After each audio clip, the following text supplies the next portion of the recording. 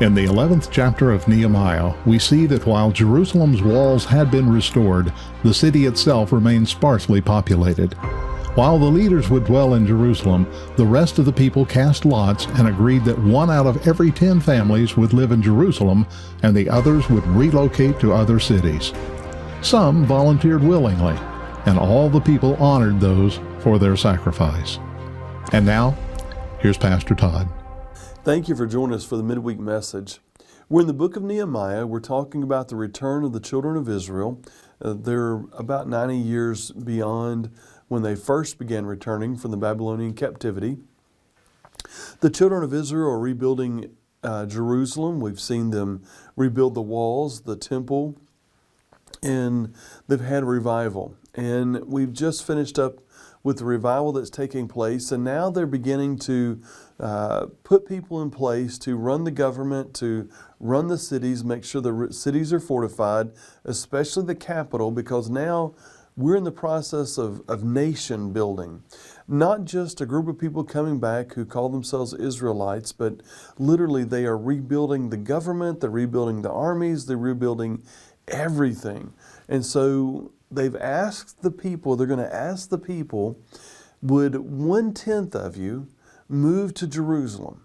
Would 1/10 of you come back and live in Jerusalem?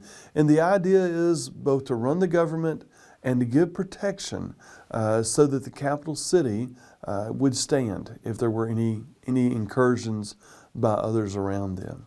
So let's look at this and see how they're asked to come back. Nehemiah chapter 11, verse 1. Now the leaders of the people dwelt at Jerusalem. The rest of the people cast lots to bring out 1 of 10 to dwell in Jerusalem, the holy city, and 9/10 were to dwell in other cities. And the people blessed all the men who willingly offered themselves to dwell at Jerusalem. Now I want you to notice this. These people are being asked to sacrifice from moving their families from where they are back to Jerusalem to live in the city, to probably work outside the walls of the city, but to come back into the city at night. It may have meant a change of not only location, may have been a change also of occupation. It may have meant a change for what they do on a daily basis. There was so much involved in this, but they were putting aside self and self-want in favor of nation building. They're building the nation of Israel. It's an incredible blessing. It's an incredible sacrifice that's being made. Maybe we don't see it, or maybe it isn't conveyed quite strongly enough in our generation, but this is the group who would say, I'm going to give up my inheritance. I'm going to give up my family farm. I'm going to give up living in the country. And I'm going to move my family to Jerusalem so that we could have a strong national capital. It's an incredible sacrifice they're making. And the people in the nation, I love this, they literally said thank you. They blessed them in a powerful way. Now, not only did they bless them, they honored them in another way as well. I want you to notice as we look through chapter 11, multiple times they call them mighty men or mighty men of valor or great men. They give honor to these people who are willing to sacrifice to come back to Jerusalem, to sacrifice where their families may have had generational wealth or generational experience, to move back to Jerusalem so the city could be fortified. Now notice what it says here in verses 3 through 24. I'm just going to highlight a couple of phrases that's said. In verse 6 it says, all the sons of Perez who dwelt at Jerusalem were 468 valiant men. Notice in verse 10 it talks about the priest, and in verse 14 picks up, and their brethren, mighty men of valor, were 128. Their overseer was Zabdiel, the son of one of the great men. Then it moves down to verse 16. It says, the heads of the Levites had the oversights of the business outside the house of God. And in verse 18 it says, all the Levites in the holy city were 284. Moreover, the gatekeepers. And then in verse 23 it says, For it was the king's command concerning them that a certain portion should be for singers, a quota day by day.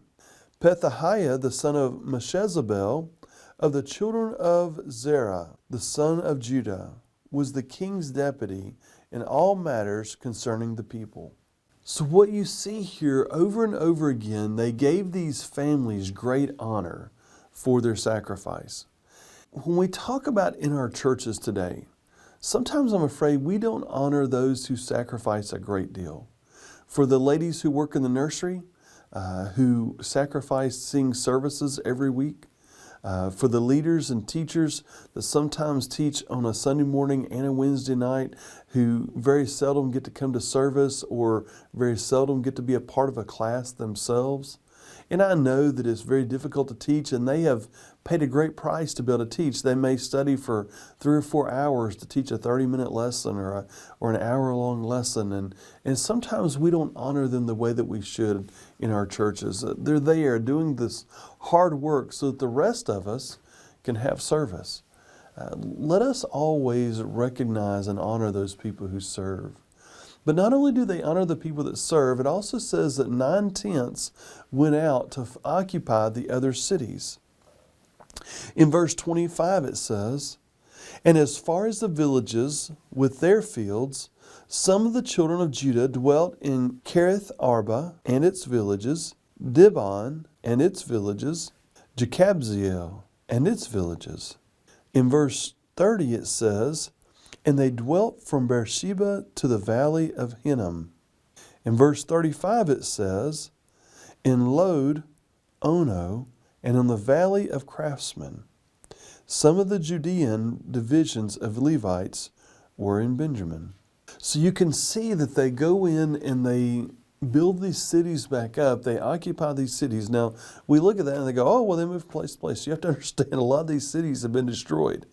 They're having to go in, rebuild the houses, rebuild the cities, fortify the cities, create small groups of men who would support and protect the cities. They would work the fields around the cities so there'd be enough food and also enough trade for the people that come through that area. And so what you're seeing is this is nation building at the very most basic level. They're sacrificing their own desires to move to places that may not be where they really want to live so that their nation can have a city in that location, or so that their nation can be strong in that location. It's an incredible sacrifice that all of these people are making, but they do it because they believe they are called to rebuild the nation of Israel. As churches, we're all called to different walks, different parts, to be in different places. And we believe that God's called us here so that we might sacrifice so that someone else may hear the gospel. Our whole job as church members is not to come and sit and soak and enjoy. Our job as church members is to go into the world and share the gospel of Jesus Christ and disciple them so that they too can be sent out. That happens when we sacrifice our times and our happiness, sometimes so that the work of God can be completed. Let us celebrate those people around us who probably don't get a lot of recognition, sometimes in the kitchen, sometimes in the vestibule or the welcome area, and sometimes in our nurseries or on our building and grounds, and just say to them, thank you for being a leader and sacrificing so that the rest of us can come and worship the Lord. I hope you find your place of sacrifice as well. Have a great day. Thank you for watching.